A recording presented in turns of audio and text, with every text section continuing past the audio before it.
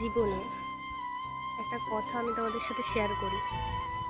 আমি জীবনে ছোটোবেলার থেকে একটা আমার বান্ধবী ছিল, তার সাথে আমার খুব বন্ধুত্ব, মানে অন্তরঙ্গ বন্ধু হয় না, ঠিক সেরকম। মানে সে জামা যা পরবে আমি তাই পরবো, ও যা খাবে আমি তাই খাবো, ও যা বলবে আমি সেটা শুনবো, এরকম ছিল। কিন্তু মানে এই কথাটা বলতে খুব খারাপ লাগে, আমরা দুজন মিশতাম কিন্তু আলটিমেটলি হয়ে গেল তিনজন। মানে ওর একটা বান্ধবী এসেছে।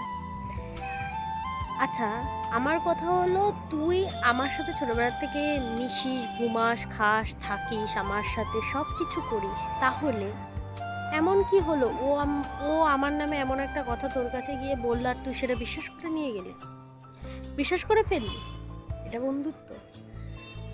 1-2 বছরের সম্পর্ক না, এটা ছোট থেকে মিশি, মানে যখন থেকে আমি হাঁটতে পারি তখন থেকেই বলতে পারো আমার ওর সাথে সম্পর্ক।